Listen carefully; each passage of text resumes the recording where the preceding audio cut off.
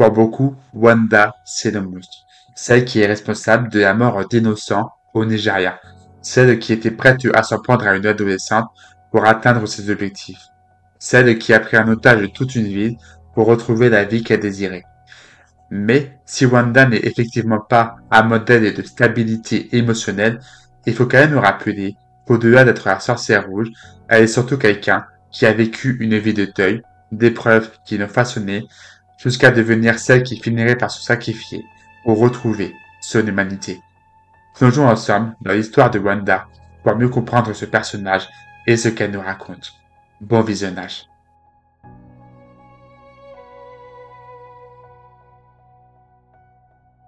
Lorsqu'on découvre Wanda dans Avengers de l'ère du tronc, elle est en colère.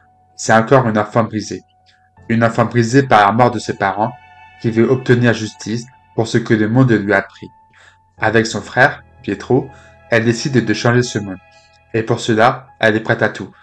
Elle rejoint Hydra, elle accepte de s'allier avec Ultron. C'est un mal nécessaire. Dès le début, Wanda montre une grande lucidité sur le monde qui l'entoure. Elle est prête à se battre pour défendre ce qu'elle pense être juste. Et autant vous dire qu'elle est tout à fait capable de se défendre. Télékinésie pour balancer des voitures, manipulation mentale pour torturer les Avengers, des rayons magiques qui pulvérisent tout. Elle est dangereuse, puissante, et elle le sait. Ses pouvoirs font sans aucun doute d'elle l'une, si ce n'est la plus puissante des Avengers, mais aussi l'un des êtres les plus tragiques de l'équipe.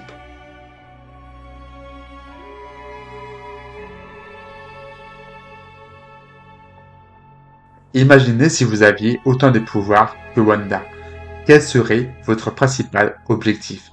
Pour une grande partie d'entre vous, j'imagine que vous souhaiteriez utiliser ces pouvoirs pour protéger des gens que vous aimez. Après tout, c'est notre objectif à tous, non? Wanda, c'est ce qu'elle fait en décidant de rejoindre les Avengers.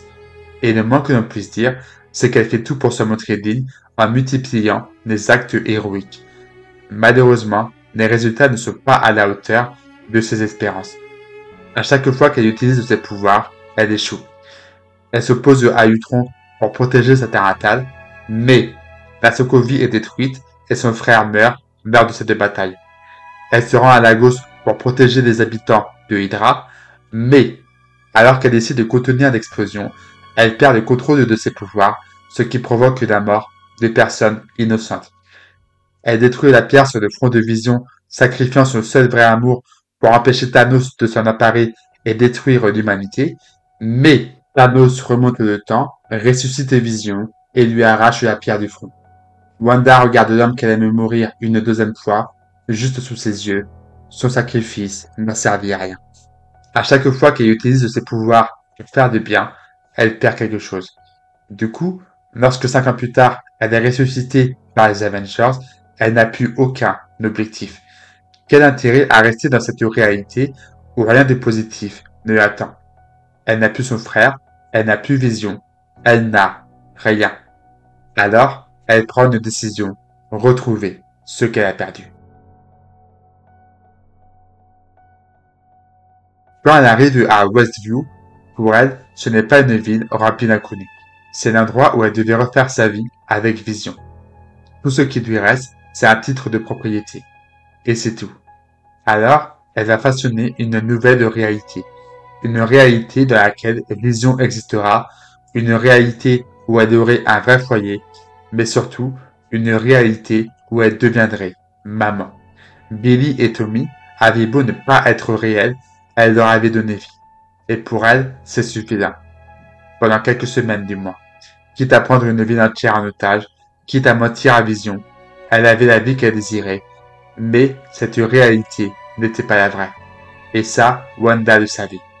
Alors, quand elle s'est rendue compte de la portée de ses actes, elle a fait les pires choix de son existence. Elle a libéré Westview et sacrifié la vie qu'elle s'était créée en échange. Cette réalité n'existait plus. Vision et ses enfants n'existaient plus. Et c'est à ce moment-là qu'elle se laisse tenter par un livre. The Darkhold. Un livre qui lui montre ce qu'elle cherche. Un livre qui lui montre que dans une autre réalité, dans une autre maison, il y a un autre Billy et un autre Tommy. Le Darkhold ne se contente pas de lui montrer ce qu'elle cherche, Il la corrompt, il transforme son désespoir en obsession, son amour maternel en rage. Elle décide de tout faire pour retrouver ses enfants. Et pour cela, elle est prête à tout, y compris à devenir la sorcière rouge.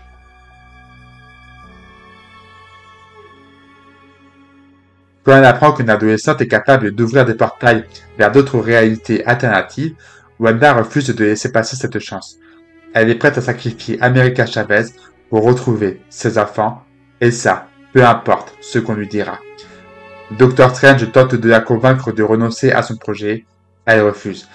Les Illuminati se dressent face à elle les massacre l'un après l'autre. Après tout ce qu'elle a perdu, tout ce qu'elle a sacrifié, personne ne peut la raisonner.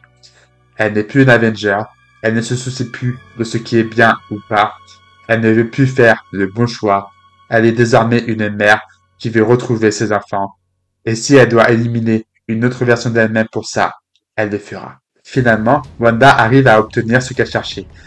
Sur Terre 838, elle retrouve ses enfants, Billy et Tommy. D'ailleurs, remarquez ce détail, ces deux-là sont en train de regarder la télé. Et là où c'est brillant de symbolisme, c'est que lorsqu'elle était petite, juste avant de perdre ses parents, Wanda, elle aussi, était assise devant un écran avec son père, sa mère et Pietro. Une famille réunie, un instant banal, un instant parfait, et puis tout a pris feu. Sa maison, ses parents, son innocence, sa vie s'est consumée en un instant. Maintenant, elle est là, devant Billy et Tommy, eux aussi collés à l'écran, absorbés par une routine simple, comme si le passé et le présent se reflétaient l'un dans l'autre. Sauf que cette fois, la menace n'est pas un missile, cette fois, la menace, c'est elle. Elle a beau leur assurer qu'elle ne leur fera aucun mal, Billy et Tommy sont effrayés par elle. Ils lui jettent des objets à la figure, ils lui disent qu'elle n'est pas leur mère, ils lui disent de se tirer d'ici, qu'elle n'est pas chez elle, ils paniquent devant elle, qu'il n'est qu'une étrangère. Ils étaient les seuls à pouvoir lui faire accepter la réalité. Ils étaient les seuls à pouvoir lui faire comprendre qu'ils n'étaient pas ses enfants, mais surtout les seuls à pouvoir lui faire comprendre qu'elle était devenue un monstre. Notre Wanda comprend tout. Elle comprend que contrairement à elle, dans notre réalité, Billy et Tommy n'existent plus. Alors, elle les rassure, et nous aussi par la même occasion, en promettant à Wanda qu'elle veillera sur Billy et Tommy. Wanda est apaisée, Billy et Tommy sont en sécurité, et c'est tout ce qui compte pour elle. En se rendant compte qu'elle est devenue, aux yeux de ses enfants, un monstre, c'est le déclic pour Wanda. Elle comprend qu'elle a changé, elle comprend que cette personne à qui elle n'aura jamais fait le moindre mal ont peur d'elle. Wanda refuse d'accepter ça. Elle sait désormais qu'elle ne pourra pas retrouver ses enfants, mais elle sait aussi qu'ils sont en sécurité. Elle est consciente qu'elle a commis des erreurs et qu'elle ne pourra pas les changer, mais elle sait qu'elle peut faire quelque chose pour empêcher.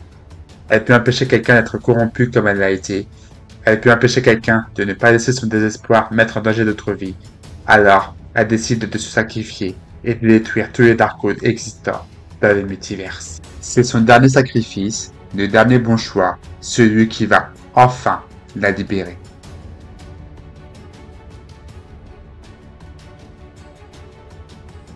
Wanda Maximoff, c'est l'histoire d'une enfant brisée qui a toujours essayé de se reconstruire. C'est la gamine en colère qui a voulu faire les bons choix, mais qui n'a jamais pu s'en sortir. C'est l'héroïne qui a voulu faire le sacrifice ultime et qui a perdu son seul espoir. C'est la mère déchue qui a perdu ses enfants et n'arrivait pas à accepter la réalité. C'est la méchante qui voulait être heureuse, mais qui a pris conscience de sa noirceur. Et franchement, on ne peut qu'espérer qu'elle soit en paix et que le MCU ne choisisse pas de la ramener. Mais au final, quoi qu'il en soit, elle n'est plus la sorcière rouge. Elle redevient cet enfant qui regardait la télé avec ses parents et son frère. Elle redevient l'épouse en qui Vision croyait. Elle redevient un amant que Billy et Tommy auraient mérité de connaître. Elle redevient une Avenger. Elle redevient Wanda. Après toutes ces années, elle a fini par remporter la plus grande bataille qu'elle ait eu à mener, la bataille contre elle-même. Merci à toutes et à tous et à bientôt dans notre multiverse.